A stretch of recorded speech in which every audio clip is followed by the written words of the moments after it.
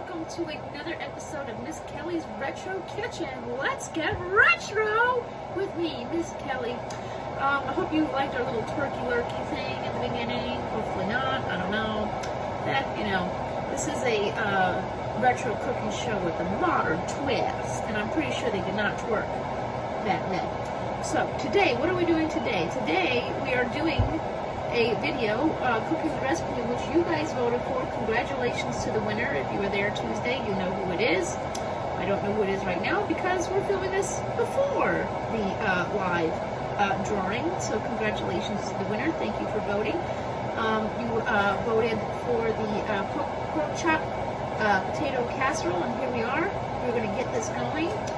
We are going to keep the voting thing going, even though there isn't a giveaway to have at this point in time. I want you guys to be a part of my cooking show, so I want you to pick my poison. So let's get in it, and let's get retro and cook this pork and potato casserole. Okay, we have our apron on. You know the deal. You gotta read it for yourself. So before we get cooking, we're going to talk a little bit about Kentucky once again, because we're going to be staying with this cookbook for a little while. One news of my cooking show is a great movie is Julia and Julia. Oh my gosh, what a great film. And one thing that, if you did not see the film, the young lady, she stuck with one cookbook for a year. Now, we're not going to stay with this cookbook for a year. We're going to move on to bigger and better things as we go along. But since we're already here, we may as well see what's brewing in Kentucky. So I'm going to keep going with this cookbook for a little while. Again, I want you guys to continue to vote on recipes, because I want you guys to be a part of this show as much as I'm the one doing it. These were all recipes I've never tried a day in my life. I know, that's real scary for me. So I want you guys to take control of my retro kitchen. We will talk about which recipes you'll be voting on next time, later in the show when we get to the mukbang part. But for right now, we are going to talk a little bit about Kentucky. Now, these are some fun facts about Kentucky, because last time we got to the history of Kentucky. So some fun facts is, if you don't know this, the Happy Birthday song was penned by two sisters in Louisville, Kentucky. Isn't that interesting? But yet it is copyrighted, so we cannot sing that song on YouTube. Do not sing Happy Birthday on YouTube. You will get a copyright strike. Okay? Did you know that Post-its, first of all, Post-its were an accident. They weren't really meant to be created, but they were created accidentally, but in Kentucky. Interesting, I had no idea. Now Kentucky is most known for, the Kentucky Derby, whether you support that or don't. I personally don't, but it's a to each their own opinion. It's not for me, but, other things that Kentucky is well known for is their bourbon, automobile, manufacturing, bluegrass music. Oh, good God. I haven't had any coffee because my coffee pot died. So tomorrow's a new day. I have to get a coffee pot. And lastly, it's most known for, of course, Kentucky Fried Chicken.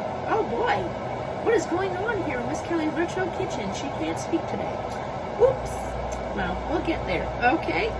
So that's what Kentucky is most known for. This is not a Kentucky Fried Chicken recipe. We did that last time. Hopefully you guys enjoyed the creamy chicken casserole. Now this recipe is coming from this cookbook, What's Cooking in Kentucky. And today we're cooking a recipe called potato, onion, and pork chop casserole. Here it is, right here, as you can see. It is going to be a very simple recipe. Hopefully a simple recipe doesn't equal a simple taste. I don't know.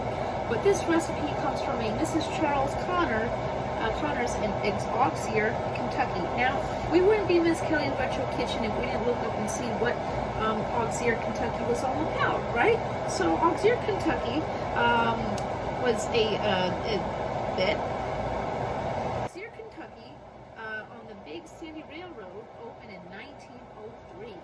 And the town was established in 1909 as the coal town, named for the local Auxier family. So that's how we got Auxier, Kentucky. So who's ready to get retro and get cooking? recipe. I'm hungry, you're hungry. Let's have dinner.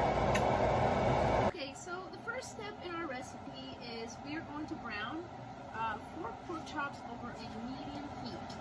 Now, like I said, this is going to be a very, very, very simple recipe. I hope simple doesn't have a simple taste, but I guess we'll soon find out. So the first thing we're going to do is brown these 4 pork chops in a frying pan, and let's get to it. We have add a little grease to the pan, so we do not want the pork chops to stick.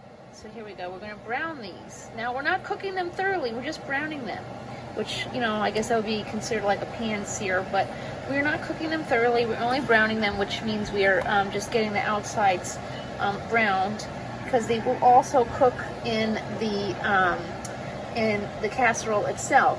So now this does not say anything about seasoning the pork chops themselves, but I am somebody who likes a little extra seasoning, so I am going to sprinkle this with a little sazon.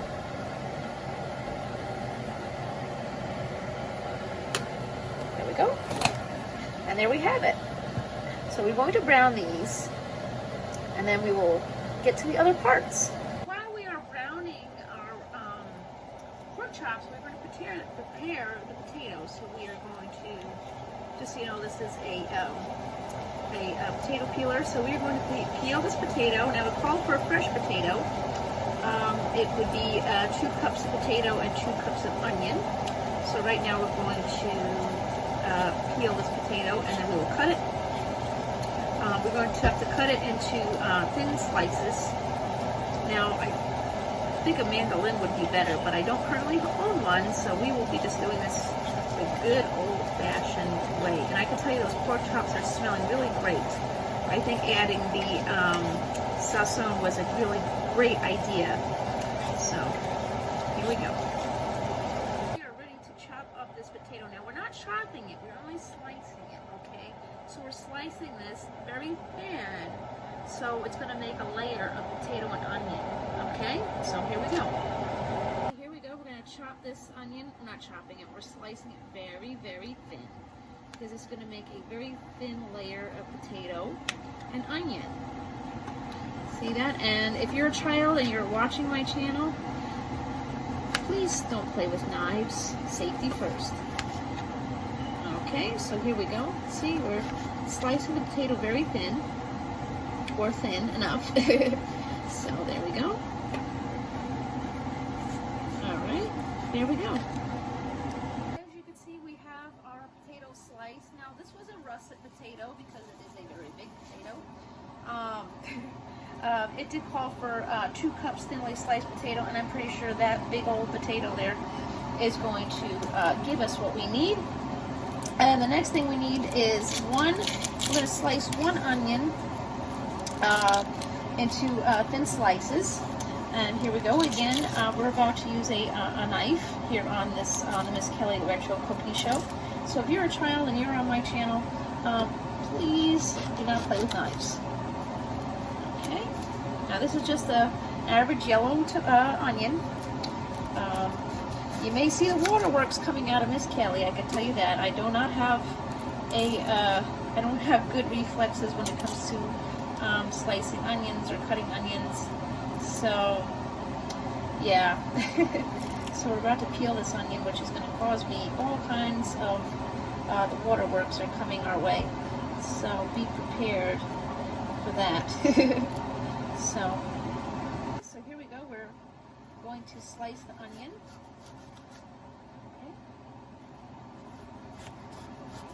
So far, the waterworks are not coming our way, so maybe we'll be okay.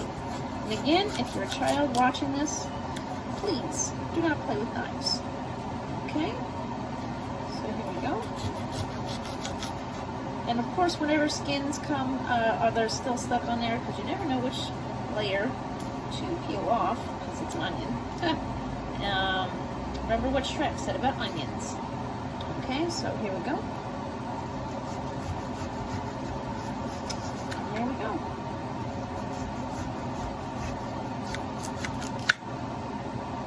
And there we have it. No, the onions, the onions, I can't stop crying. Help, ow, ooh, ow, ow, ow. If you know a tip how to handle these onions, please let me know in the comments below. Ow. Now, I'm somebody who likes to line their casserole with tin foil. It just makes it easier for cleanup. So we're going to get this going. We have our casserole, so we're going to start lining the bottom of the casserole with our sliced potatoes. See? And the potatoes at the bottom here. Okay. And we're going to be lining the bottom of the casserole with thinly sliced potatoes. We're making a layer. Oops, make it like that. I guess it doesn't really have to be completely perfect, but if you want to cook evenly, I guess that would probably be the best case scenario. Okay, you see we have our bottom layer of potatoes, and then we're going to take some of the onion. Now, of course, we see this, we slice the onion, but see that? We could do it that way. Oh, there you go. See? I'm not a total fan of onions, so, but it did say 1 onion, so, you know, we're going to do it just like that. And here we go. Oops. And we're going to be making another layer in just a few minutes. See, we have our potatoes and onions. Oops. After the first layer of potato and onions, we're going to put half a can of cream of mushroom soup. We're about to spoon half a can of the cream of mushroom soup. Here we go. Now this is a low sodium one. It's just one I had laying around. This is condensed. No, you do not do anything to it other than just spoon it on. So you're going to spoon half the can on top. Now it's very thick, so I'm just going to have to. Okay. Maybe we're going to add another can. I don't know. This says 10.5. That's what it said. Okay, so there we go. See, we got that. All right, so we're now going to add another layer of the potato and onion. Okay, see that? Got another layer of the potato and onion. And from there, we'll add the rest of the cream of mushroom soup. Okay. Again, I said this was going to be a very, very, very simple recipe. Okay. Okay. Another layer of onion.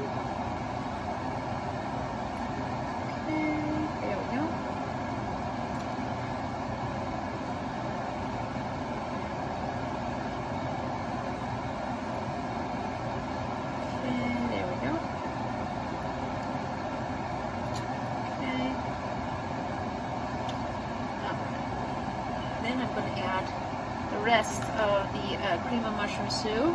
Now this shit looks nasty, but hey, you know, maybe it won't taste so bad. I guess we will at some point find out.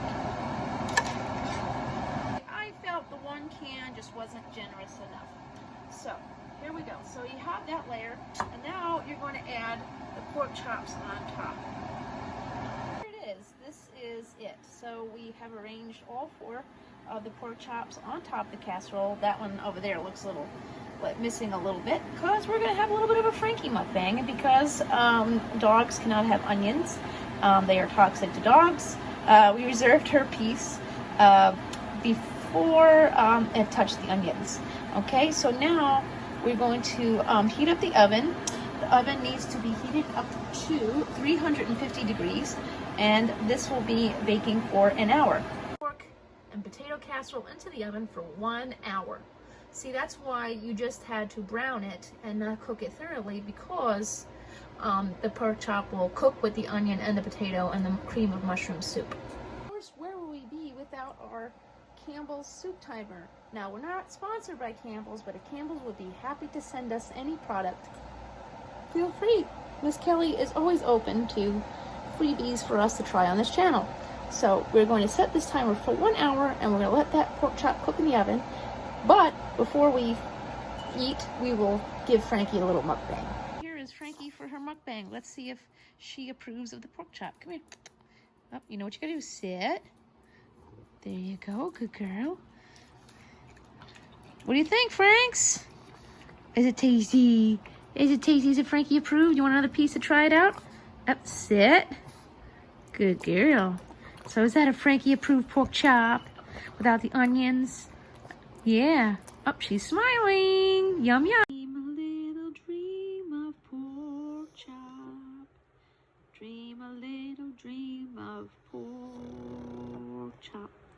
No, this is not copyrighted song. I don't even know what it is. But I know that Frankie's dreaming of a pork chop. One more minute. And then we're going to pull out this pork chop and potato casserole. Have it after 1 whole hour. The pork chop and potato casserole has finally finished cooking, and we're going to pull it out. But, as a good chef would say, you need to give your pork a rest. So we're going to pull this out, and we're going to give it 5 minutes to rest. Here is a closer look of the pork chop and potato casserole. It is bubbly. As you can see, the cream of mushroom soup is making all kinds of bubbles in there. Smells amazing. And so we'll be getting ready for a mukbang. Okay, my coffee cakes, who is ready for a mukbang? Now again, I could not keep both the potatoes and the pork chops together, so it just happened that way. It was slipey all over the place. Now again, if you're a child and you're watching my channel, don't play with knives. So I guess we will start with the protein, because that's how Miss Kelly rolls. And then in a minute here, we're going to get into some more history. Okay, so who's ready for this? Okay, ooh. Who would like a taste? Here, num num num num, some pork. Now let's try it out. That's actually pretty good.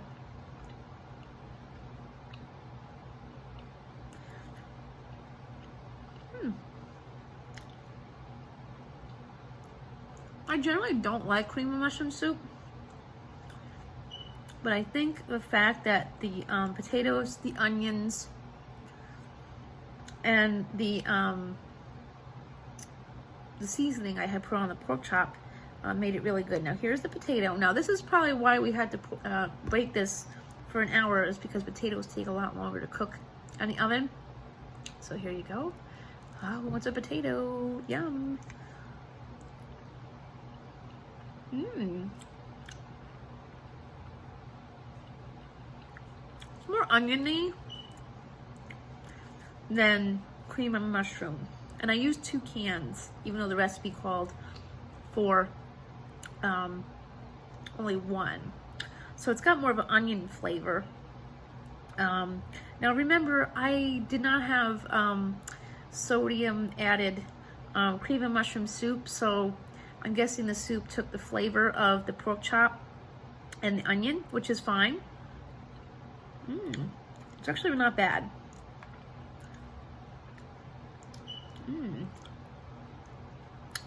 Wants another bite of pork chop? Here you go.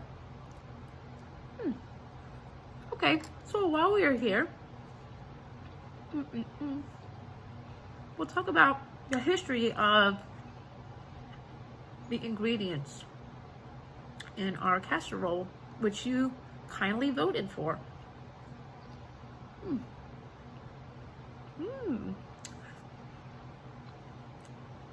Okay, so first up, we talk about the history of pork. Pork is the culinary name for the meat of the domesticated pig, most commonly consumed worldwide. It's the most common meat that is eaten worldwide. There's evidence of pig husbandry dating back to 5000 BC. So people have been eating pork since before Christ. Not to get this, I don't want this to be a religious video, because, you know, that's not me. But before Christ, people were eating pork. Now, the history of potatoes. Domesticated in the region of modern-day Peru and northwestern Bolivia between 8000 and 5000 BC. Again, these are all items that were eaten before Christ. Potatoes are a root vegetable, a starchy tuber of the plant called Solanum tubersum. It's a perennial in the nightshade family, Sanaceae. Hopefully I said that right, I don't know. Now the history of onions. They originated in Iran. Traces have been recovered from the Bronze Age. Settlements in China suggested they were used as far back as 5000 BC, not only for flavor, but the bulb's durability in storage and transport.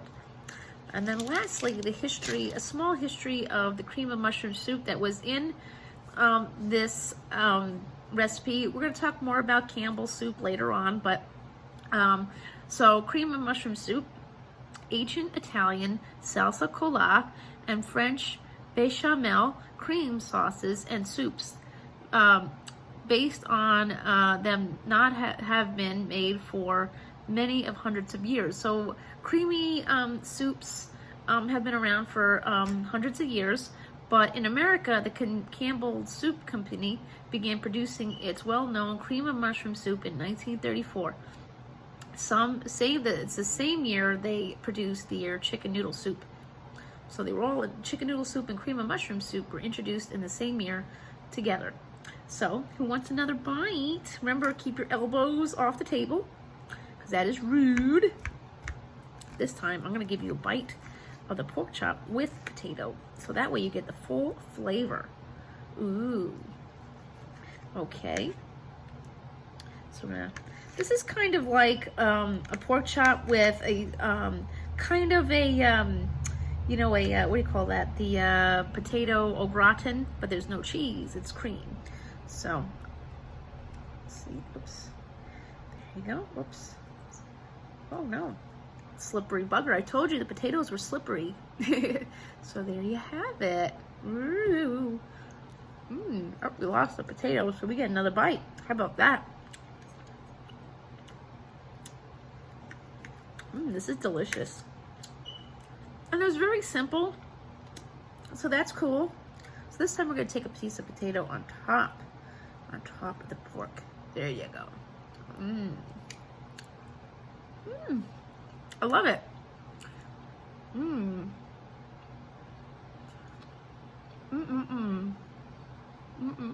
It's delicious. So, congratulations again to the winner of my giveaway. I hope you really enjoyed it. So our next episode will be premiering November 21st, the Sunday before Thanksgiving. But you will still vote, because I want you guys, again, like I said earlier in the video, I want you guys to invade my kitchen and tell me what to make. These are all recipes I've never made before a day in my life, so you're picking my stuff. So what are we gonna make next time? You tell me. We have a choice between a Bronxville sausage casserole or a carry-along casserole. And I bet you there's some good history about the carry-along casserole, because that sounds like something you would carry along to someone's house, but we'll find out if and when you choose that. So again, please vote for Bronxville casserole, Bronxville sausage casserole, or carry-along casserole. And I hope you really enjoyed this meal as I've enjoyed your company. Remember, kindness is free, so spread that, not cooties. Social distance and wear your mask. Bye. No, the onions, the onions, I can't stop crying. Help, ow, ooh, ow, ow, ow. If you know a tip how to handle these onions, please let me know in the comments below. Ow.